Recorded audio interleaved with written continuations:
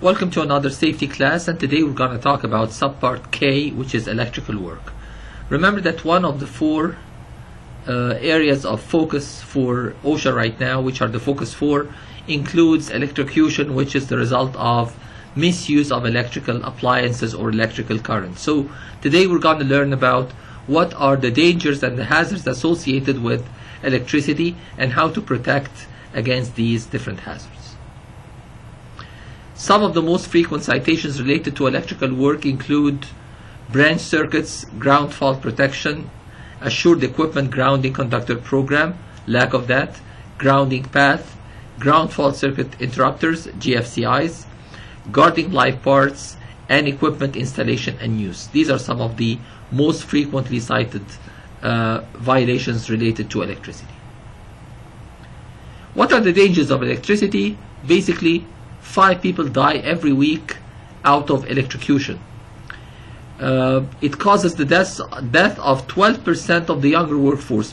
Basically, most of those who die, or a large amount of those who die, are young people in the construction industry who do not have enough experience to the exposure and protection from electrical current.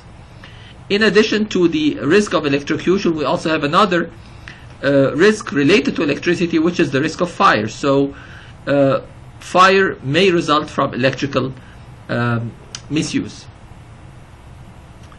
So today we're going to talk about 6 different types of electrical hazards. 3 of them are direct and 3 are indirect.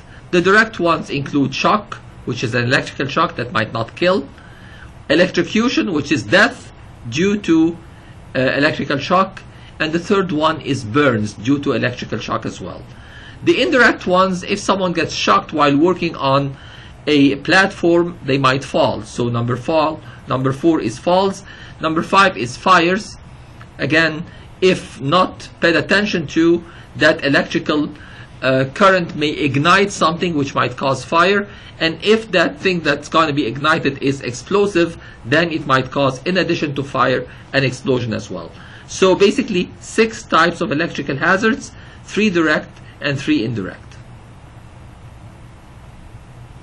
When does an electrical shock happen? It happens when the current flows through the body.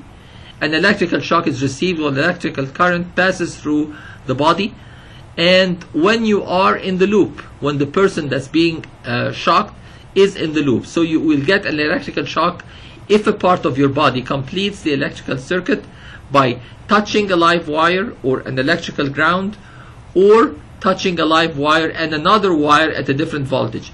So as long as there's a difference in the voltage between the 2 wires, this is going to cause an electrical shock, because the difference is going to go through the body of that person holding the 2 wires.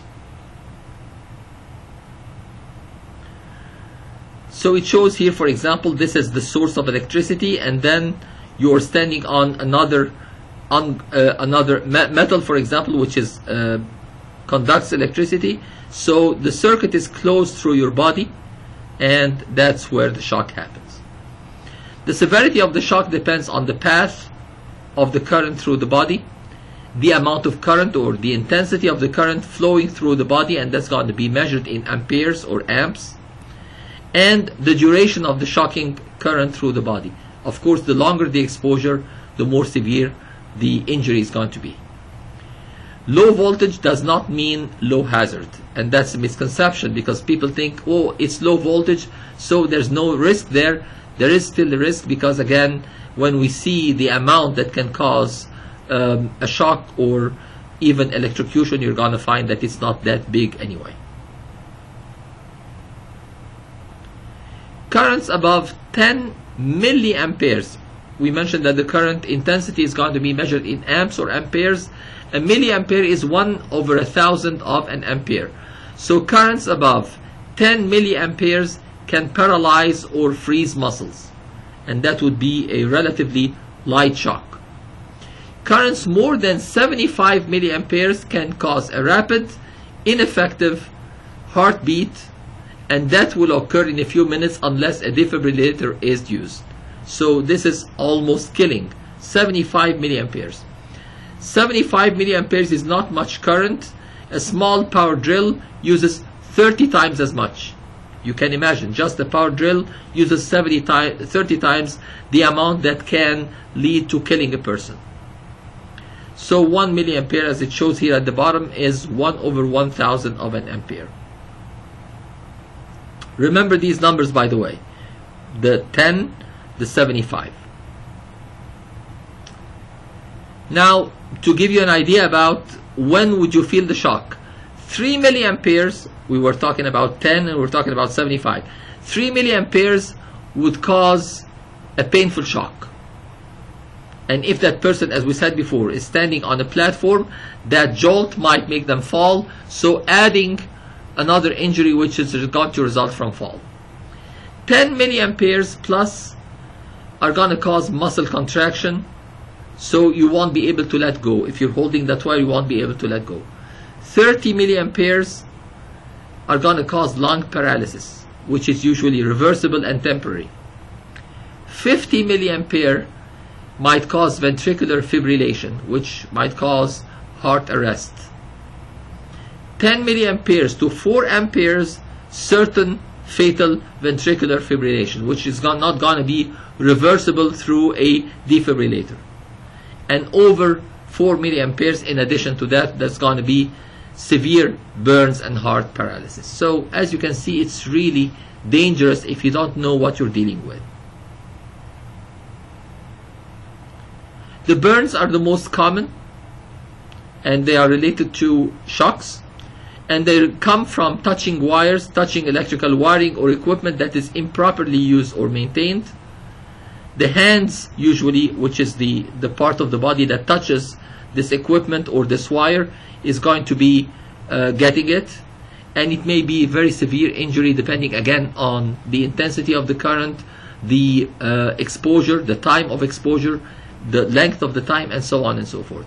So it needs immediate attention to try at least to minimize the long-term effects of that burn. Falls, as we just mentioned, is an indirect injury. Electric shock can cause indirect injuries. It can cause death if the fall is from a high level and there's no fall protection system. So workers in elevated locations who experience a shock may fall, resulting in serious injury or death, especially that if the person is in a case of shock, they won't be able to reduce the impact of their fall by using their hands or something like that. They might lose consciousness, and that might lead to death. Fire as the second indirect hazard, most commonly caused by current flowing through high resistance due to faulty wiring, igniting insulation and or other material. Something that you might remember from your physics classes, energy can change its form, which means we have the electrical current, which is electrical energy, and if there's very high resistance, as in a heater for example, what happens is that this electrical energy is converted into thermal energy or heat. So in this case, if the current keeps flowing through high resistance, it's going to cause that high resisting material to heat up, and that might cause a fire. Heat created from high currents flowing through a wire. This is analogous to two objects being rubbed together very fast. Heat is generated through that friction. At full speed, the skin of a jet, for example, is around 600 degrees Fahrenheit. That shows you just the effect of friction, even flowing through air.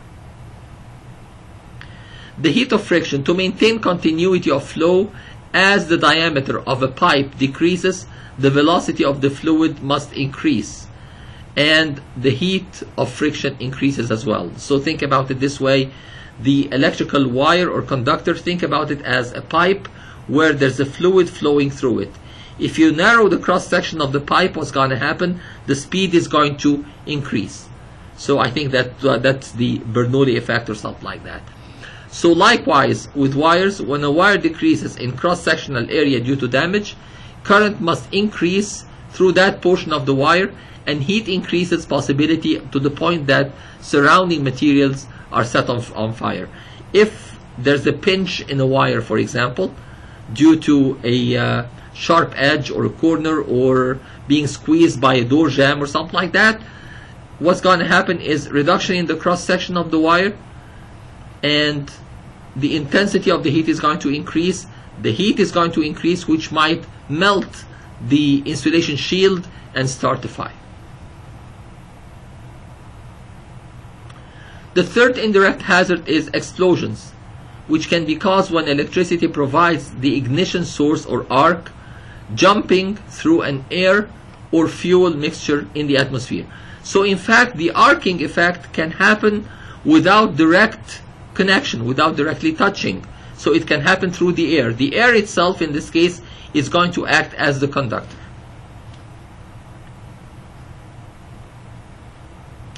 So the 6 hazardous electrical conditions are going to be exposed. We talked about 6 hazards, but 6 conditions here, which is something totally different.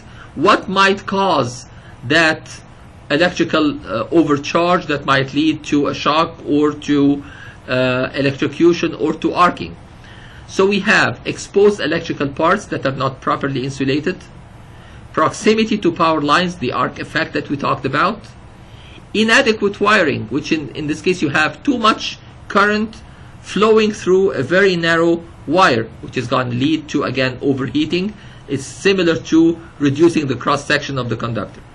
Defective cords, poor or no grounding, so the excess charge cannot be discharged to the ground, and overloaded circuits.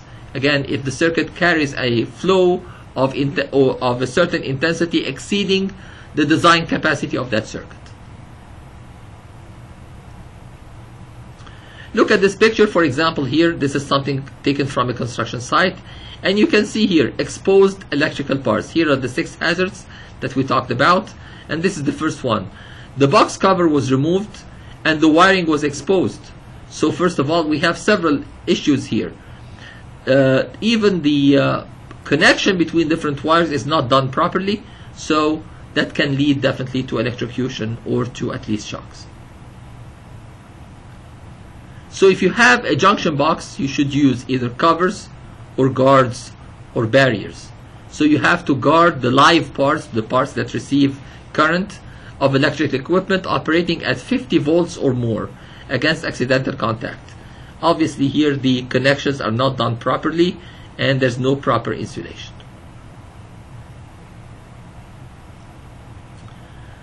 So to protect the control number 1, isolate electrical parts. We're going to use either cabinets or boxes or fittings. The conductors going into them must be protected and unused openings must be closed. Of course, here we have an unused opening that's not properly closed. They try to close it with something like duct tape, and that's not a proper closure for such an opening. So this is not properly done. Here we have the wires getting into that junction box, and again it's closed using duct tape. That's not the proper closure.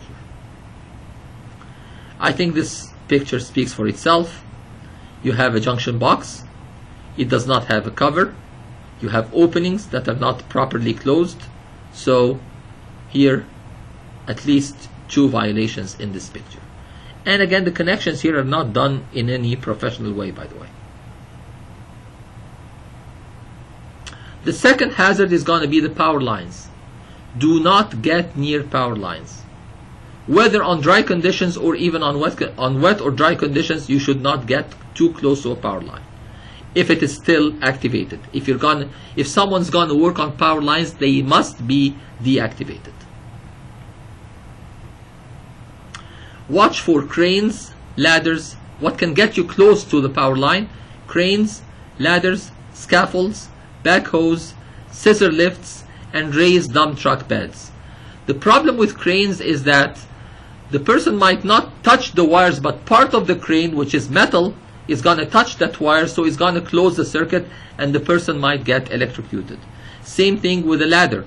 If the ladder touches, and if it's something like an aluminum ladder, for example, touches the wire, and again that's going to cause the closing the circuit, which is going to electrocute the person standing on that ladder. Same thing for the scaffold. Now for the ladders, we're going to see later that you should not use any metal ladders close to electricity. There are some other alternatives, whether it's wood or fiberglass, for example, that can be used in the proximity of a power line. So the general rule is keep away at least 10 feet from the power line. And you have to post signs to warn people that you are working close to an active power line. So warnings of danger. Assume, if you don't know whether the line is hot or activated or not, always assume that it's hot. Use no metal. Use wood or fiberglass ladders, as we just mentioned, not metal ladders. And always use PPE, personal protective equipment, whether it's related to guarding against electrocution or fall protection as well. So power line workers need special training and personnel protective equipment. De-energize if you're going to work above ground power lines. De-energize before working on them. Lock out and tag out, or power provider to de-energize. So either you lock out that power line, or you call the provider to deactivate it or de-energize it, or guard or insulate the lines if you're going to need to work close to them while they are still active. Some electrical workers need to do that while the lines are active, so make sure that you guard or insulate the lines so you do not get in direct contact with them. For underground power lines, we talked about above ground. Now for underground power lines, always call before digging. There's one call where it's a certain number, you're going to find it. If you don't know whether there are power lines underground or not, call and they're going to give you the paths of these power lines.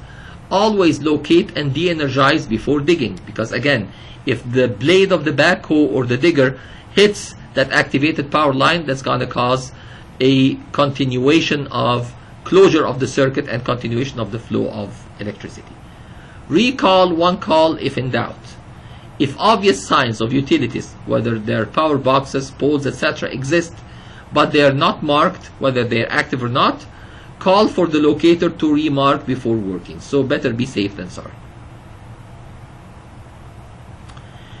The number 3, control number 3, use correct wire, because the defective wires might cause electrocution, might cause fires, so use the proper and correct wire. Select wire size based on operation, building materials, electrical load, and environmental factors. So if it's going to be indoors versus outdoors, for example, if it's going to be heavy use versus light use. Use fixed cords, not flexible cords, because again, that's going to reduce the possibility of dislocation and reduce the possibility of tripping along these flexible cords. Use the proper and the correct extension cord, and as we can see in the picture, it must be a 3-wire type and designed for hard or extra hard use. So there's going to be some sort of print on the plastic sleeve or insulation on that wire. Is going to show you exactly what are the proper working conditions for that particular type of wire. In case you're going to be using temporary wiring, temporary lighting is temporary. So on a construction site, during construction, before the permanent electrical fixtures are connected, if you're going to use temporary lighting, know that it's temporary and disconnect it after use. So remove it immediately upon completion of construction. Protect temporary lighting from breakage. So again, if you're going to be using equipment, ladders or studs, for example, transporting them, or pipes or whatever, which might hit a light bulb and cause it to break and shatter, use bulb guards to protect them from this impact. Don't hang temporary lights by wires unless designed for this use. So use the proper fixtures to hang the temporary lights. Again, talking about temporary wiring, you must have breaker protection. All branch circuits must come from panel board and have breaker protection, so in case of an overload, that breaker is gonna disconnect automatically. No temporary wiring on floors. Again, it's gonna cause the possibility of tripping, so branch circuits cannot be run on floors. Wall outlets must have covers. If you're gonna have a wall outlet, even for temporary wiring, you must have a cover for that wall outlet. Protect conductors entering boxes, etc. from abrasion, especially if you're going to have a sharp edge in the box. Make sure that you have a smooth protection to prevent the abrasion and the cutting of the insulation or the pinching of the cross section of the wire. Close unused openings in junction boxes, as we have seen in the picture, which was not done properly, but now we know that you must have these plugs that are exactly the size of the opening and that would close it properly. If you're going to be working outdoors or in wet locations, you must have weatherproof enclosures that are going to be waterproof basically. Protect hardware from water. Water and electricity are a very bad combination, so we're going to try to protect any hardware or any equipment, electrical equipment that we're working with, from contact with water. So we're going to make that protection through cabinets, boxes, switches, circuit breakers, etc. Here we have, for example, a cord that's going through a door opening, and if that door closes, what's going to happen is going to squeeze that cord, pinch it, and cause it basically to break the insulation, which is going to be a hazard, as we just discussed. So the causes of damage include aging, which is a natural wear and tear if that cord has been used for a long time, edges of doors and windows, staples for fastening if you're going to attach it to a wall, abrasion from adjacent materials, whether it's a junction box that has a sharp edge, and impact from activity in the area. If something drops on that cord, it might cause that tear into the insulation cover. So insulate live wires, check before use, use 3-wire type cords only that are going to have a grounding wire, hard duty cords only, use only cords marked for hard or extra hard usage, as we have seen in the print on the wire itself, and provide strain relief. Strain relief, if you have here, for example, this connection has a strain relief. This widened part here is called a strain relief. So again, if you pull from here, it's not going to cause any damage to the wire. Use only cords, connection devices, and fittings equipped with strain relief, and you're going to see it through, again, the widening at the neck or the edge of that wire. Don't pull on cords. If you want to disconnect it from a power supply, don't just pull the cord, but remove it properly by pulling from the plug itself. Remove cords by pulling on the plugs, not the cords, and use only hard service rated cords. Cords not marked for hard or extra hard use should not be used, or which have been modified must be taken out of service immediately because they cause a source of hazard. Again, we have some repetition here. If you're going to use extension cords, they have to be 3-wire type, hard duty or extra hard duty. Protect them from damage, again, from any of the reasons that we have mentioned on the previous slides. No pinch points. Make sure that there's no narrowing in the cross section of that wire. No nails, staples, etc. So if you're going to suspend them or you're going to attach them to a wall, use something other than a nail or a staple through the wire itself. Use plugs with ground pins, the 3 pins. One of them is going to be the ground pin. So path to the ground must be continuous. Use only plugs with ground pins. No missing ground pins. Sometimes people would just break that ground pin because they can't find a grounded socket. That would be a big risk that you're taking in this position. No reversing polarity. No grounded conductor can be attached to any terminal reversing its designated polarity.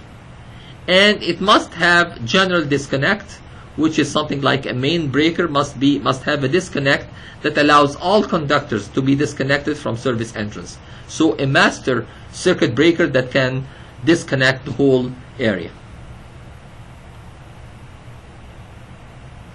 Repairs to extension cords: if there has been a tear or some damage to an extension cord, you can repair only extension cords made out of 12 gauge or larger of that type of cord. So if it's less than 12 gauge, you should not try to repair it. Repairs must maintain the insulation, so the splices, by connecting, for example, or lengthening, must maintain outer sheath insulation properties, so no electrical tape. The electrical tape by itself is not going to be enough insulation, and strain relief must be provided. That's going to extend the service life of such a cord. Hazard number 5, we talked about grounding. Grounding is a low resistance a low resistance path from a tool to the earth to disperse unwanted current. As you know, the earth has an infinite resistance. So any excess current, if it's sent to the ground is going to be able to absorb it without any problems. When a short occurs, energy flows through the ground and not through you. The short circuit basically is a discontinuity in the amount or intensity of the current flow. So you have a high intensity and an area of low intensity. If that happens, that's going to cause the shock or the electrocution. So there's no continuity. If you have grounding, the ground is going to absorb that difference. If you do not have grounding, then the person who is in contact with such a wire will have to absorb that difference, and it can be fatal.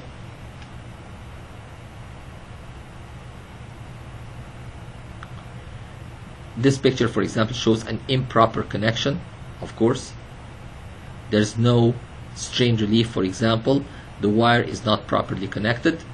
So tools plugged into improperly grounded circuits may become energized.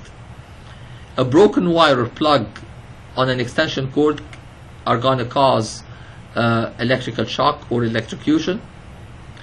So grounding is a very common OSHA violation. Here, what's wrong with this picture? It's missing the third element here, which is the ground part. It has strain relief, which is good, but again, the grounding wire has been removed or broken. Ground your equipment. Power supply systems, electrical circuits, and equipment have to be grounded, and inspect frequently to make sure that the path to the ground is continuous. Inspect before each use to make sure that the equipment is in a proper working condition, and don't remove the ground prongs. Again, the problem here in this picture that the ground prong has been removed. Never do that. The last one is overloading circuits. The hazards result from too many devices plugged in to one circuit, causing heated wires and possibly a fire. If you do not have a proper circuit breaker which can alert you in case of overloading, if you have the proper circuit breaker, it's going to trip first and disable that circuit, so everyone's going to be safe. If you do not have that circuit breaker, then the current is going to keep flowing, which is going to cause that heating and may lead to fires. Using damaged tools without the proper insulation may cause the overheating. And know, in case you don't have any overcurrent protection, that can cause the overloading of circuits. So if you don't have any fuses, circuit breakers, or GFCIs, as we're going to see in the next few slides. So here, for example, it doesn't appear that we have any of the above. The hazards are going to result from melting the wire insulation, because again, there's too much heat flowing through the current due to the resistance, which is going to melt the insulation. This situation can cause arcing and a fire in the area where the overload exists, even inside a wall. That's very dangerous. The electrical circuit protective devices, predominantly the circuit breakers, they automatically open the circuit if unsafe current is detected. They shut off the electricity. So for example, the fuse is going to melt. The fuse is a thin wire of a certain material that's easy to melt if heated too much. You have these at home, you have these in your car, for example. One of the very common mistakes, each one of these fuses is rated for a certain current intensity. If you replace a defective fuse with one that has a higher current intensity, that's very dangerous, because again, it's going to allow for more current to flow, causing the hazard to occur. The circuit breakers are going to trip. The circuit breakers are reversible, so if it trips, you can reconnect it again. And the GFCIs are going to isolate the load. These are all protections to your circuits. The GFCIs protect you from shock. You can see the GFCIs in your bathroom. For example, you're going to find this.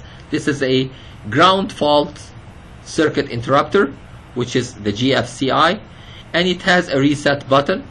So again, when it feels there's a drop in the current or a discontinuity in the intensity of the current, is going to trip and stop that circuit immediately. So it detects current drop between the black and white wires. The GFCIs cuts the electricity off in 1/40th of a second if a ground fault is detected. So if it detects that there's a difference in the intensity and the ground cannot take that, it's going to cut off the current in 1/40th of a second, very quick. Use GFCIs on all 120 volt single phase 15 and 20 ampere receptacles, or have an assured equipment grounding conductor program. Now this is a portable GFCI. Here it connects to the socket and here it connects to the device, and it has a movable GFCI here for temporary use. This one is permanent, it's going to be located in the wall. Again, GFCIs are designed to cut off a flow of electricity if a current leakage is detected in an electrical circuit, and designed to trip at 4 to 6 milliamps, relatively low current, which is still at the painful shock level, but at least it's less than the lethal. For temporary power, GFCIs or assured equipment grounding conductor program are required for all temporary power during construction, like the yellow one that we just saw. GFCIs are required on temporary 120, 50 volts, 15 to 20 ampere outlets, and GFCIs are not required on permanent power unless the tool is used with an extension cord. In this case, you're going to need a GFCI.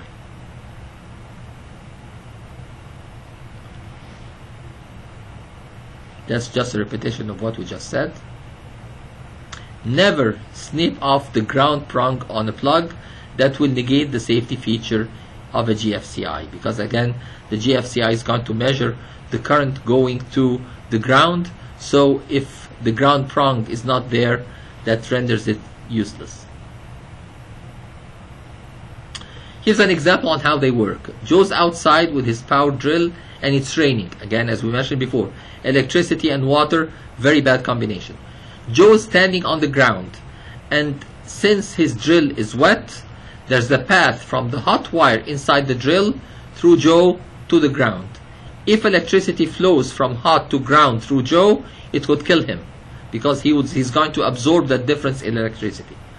The GFCI senses the current flowing through Joe, because not all of the current is flowing from hot to neutral as expected.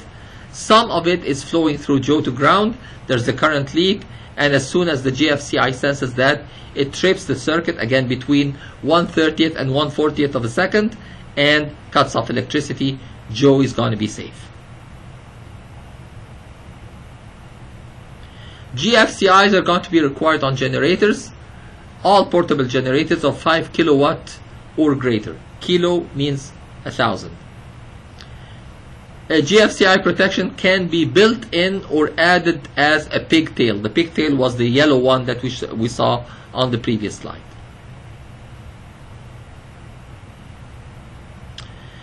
Assured Equipment Grounding Program, or AEGP, is a specific written procedures adopted by the employer. If you cannot use the GFCI, then you must have an AEGP. All cord sets, receptacles, and any equipment connected by cord shall be inspected before each day use. That's part of the Assured Equipment Grounding Program. And this is a written program that must be kept on site. The OSHA inspector is going to inquire about it and is going to check it. And it has to be implemented by a competent person in electricity. It covers equipment connected by plug and cord, all cords, plugs, and receptacles that are not part of the building or the structure, the temporary ones, and any power tool. Before first use, you're going to test, and you're going to test at least every 3 months, and after service if any repair or maintenance has been done, and after possible damage, if it has been hit, for example, by something and you replaced it or repaired it, then you're going to inspect it and test it again.